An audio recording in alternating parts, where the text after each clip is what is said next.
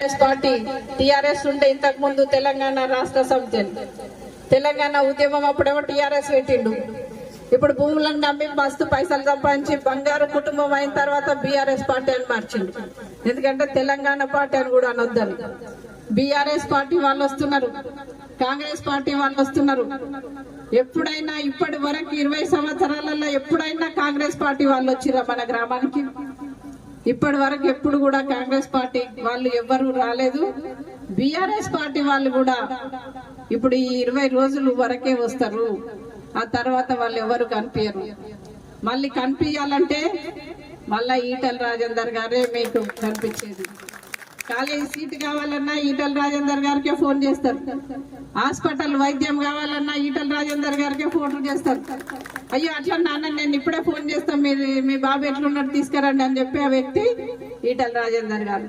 ఎంత రాత్రి 12 గంటలకు మీ అమ్మ ఫోన్ చేస్తే ఎత్తుతుందో, మీ అయ్య ఫోన్ చేస్తే ఎత్తుతాడో కానీ నాకు తెలుసు రాత్రి 12 గంటలకు కూడా ఎత్తే అటువంటి వ్యక్తి ఈటల రాజేందర్ గారు.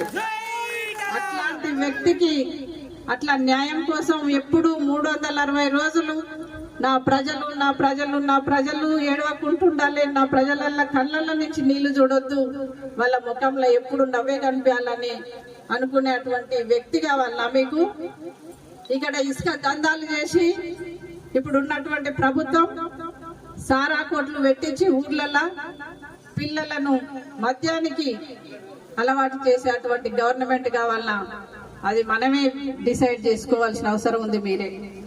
కాబట్టి మీరు 2021 ధర్మాన్ని న్యాయాన్ని ఎట్లా కాపాడినరో రేపు నవంబర్ 30వ తారీఖు రోజు కూడా అవుతున్నటువంటి ఎలక్షన్లకి ధర్మాన్ని న్యాయాన్ని కాపాడి ఎప్పుడు ప్రజల కోసం పరితపించే వ్యక్తి కోసం మీరు కమలం పువ్వు గుర్తుకు ఓటేసి అత్యధికమైనటువంటి మెజార్టీ ఇచ్చి అసెంబ్లీకి పంపించి ఏదైతే బీజేపీ పార్టీ వాళ్ళు ఇప్పుడు ఉన్నతమైనటువంటి అవకాశం ఇస్తామని అంటున్నారో ఆ అవకాశాన్ని వదులుకోవద్దని మన హుజురాబాద్ ప్రజల్లోకి కనపర్తి ప్రజలందరికీ కూడా కోరుకుంటున్నా.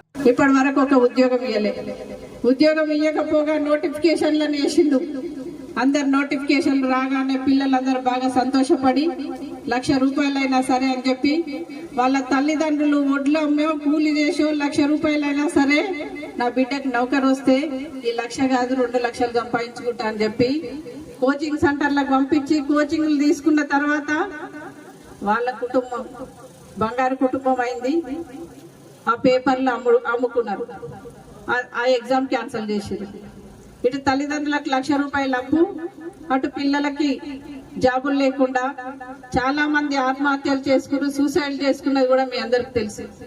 అంటే ఇట్లాంటి గవర్నమెంట్ ఉన్నాయి. మళ్ళీ మనం ఓట్లేసి ఆ ప్రభుత్వాన్ని గద్దెనెక్కిద్దామా?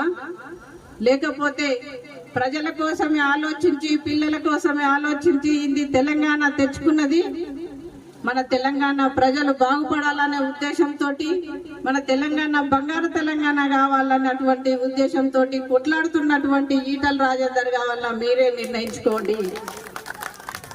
ఇవాళ వస్తున్నారు, మాకు ఒక్కసారి ఓటేయండి అని. ఒక్కసారి ఓటేస్తే ఇప్పుడు ఓటేయక ముందే మీకు కళ్యాణ లక్ష్మి కావాలన్నా మా కండువ కప్పుకోండి, మాకు కళ్యాణ లక్ష్మి ఇస్తా అని చెప్తున్నారు. మా కండువ కట్టుకోండి మీకు దళిత బంధు వస్తుంది అని చెప్తున్నారు. ఇంతకు ముందు ఎప్పుడైనా ఈటల రాజేందర్ గారు మా కండువ కట్టుకోండి మాకు కళ్యాణ లక్ష్మి ఇస్తాం, మా కండువ కట్టుకోండి దళిత బంధు ఇస్తామని చెప్పిండ్రా?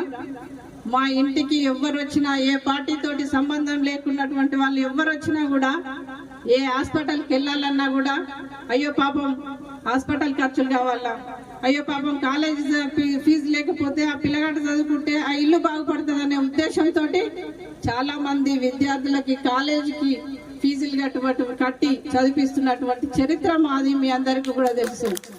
అట్లాంటి వ్యక్తి కావాలా? ఇవాళ కండువ కప్పుకొని మా పార్టీ కండువ కప్పుకుంటే కళ్యాణ లక్ష్మి వస్తుంది అని చెప్పుకున్నటువంటి పార్టీ కావాలన్నా మీరే ఆలోచించుకోండి. ఎందుకంటే కేసీఆర్ గారి ప్రభుత్వం అంతా ఒకవైపు, మన కనపర్తి ప్రజలందరూ ఒకవైపు ఉండి కొట్లాడినాం. అప్పుడు మీరా మేమా అన్నట్టు వాళ్ళు ఎన్ని డబ్బు సంచులు తీసుకొచ్చి వాళ్ళ పార్టీ వాళ్ళనే లక్షలు పెట్టి కోట్లు ఇచ్చి కొనుక్కున్నా కూడా నా అక్కలు అన్నలు తమ్ముళ్ళు అందరు కూడా మేము 20 సంవత్సరాలుగా ఈటల రాజేందర్ గారిని గుండెల్లో పెట్టుకొని కాపాడుకున్నాం. ఇప్పుడు కూడా నీ పైసలు లెక్క కాదు మాకు, నీ అట్లాంటి పైసలు మాకు అవసరం లేదు, మాకొక్క ఈటల రాజేందర్ గారు అన్న ఉంటే చాలు అని చెప్పి మీరు ఆ రోజు వాళ్ళకు ముఖం మీద కొట్టినట్టు ఓట్లేసి అత్యధికమైనటువంటి మెజార్టీ తోటి గెలిపించి అసెంబ్లీకి పంపించారు బీజేపీ పార్టీ నుంచి.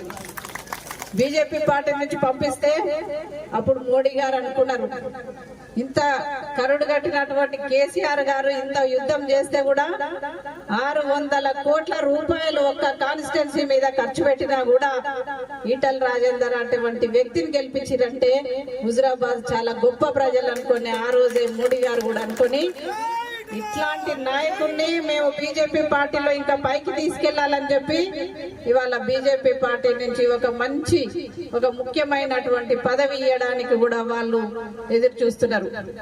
కాబట్టి మనం అట్లాంటి అవకాశాన్ని పోగొట్టుకోకుండా మనందరం కూడా బీజేపీ పార్టీకి ఓటేయాలి.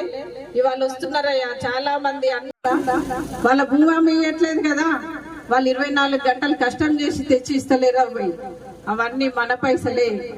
ఏ పార్టీ వచ్చినా కళ్యాణ లక్ష్మి వచ్చే చెక్కులు వస్తూనే ఉంటాయి, పింఛన్లు ఇచ్చేది ఇస్తూనే ఉంటారు.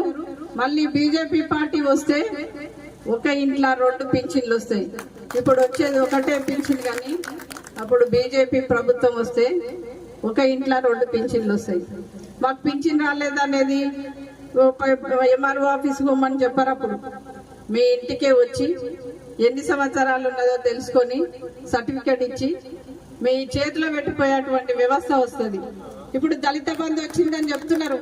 ఆ దళిత బంధు అంతకుముందు 2018 ఎలక్షన్లు అయినప్పుడు దళిత బంధు ఇచ్చిండా? అప్పుడు దళితులు లేరా?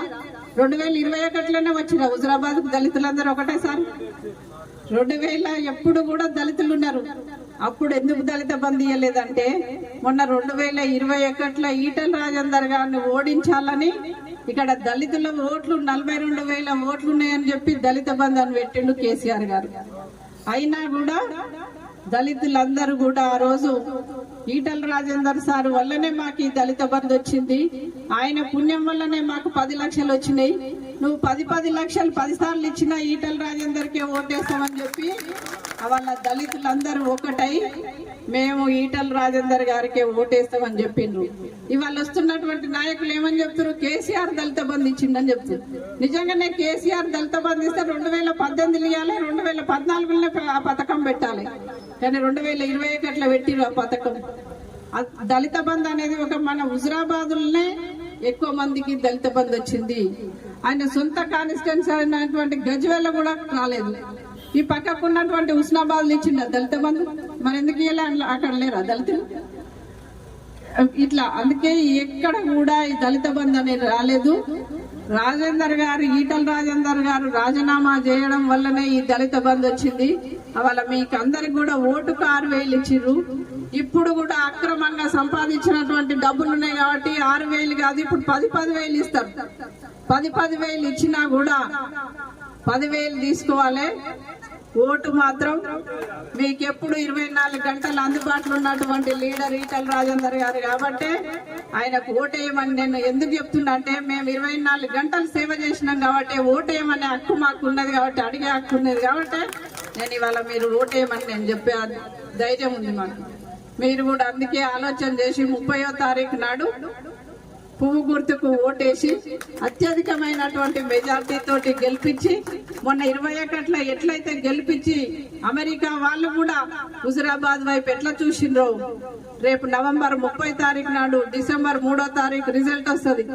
అందరూ హుజురాబాద్ దిక్కు చూసేటట్టు విధంగా ధర్మం కోసం, న్యాయం కోసం ఓటేసి ధర్మాన్ని, న్యాయాన్ని నిలబెట్టమని మీ అందరినీ కోరుకుంటూ, కనపర్తి గ్రామ ప్రజలందరికీ, నా అక్క చెల్లెలందరికీ, మీడియా మిత్రులందరికీ కూడా నా హృదయపూర్వక నమస్కారాలు.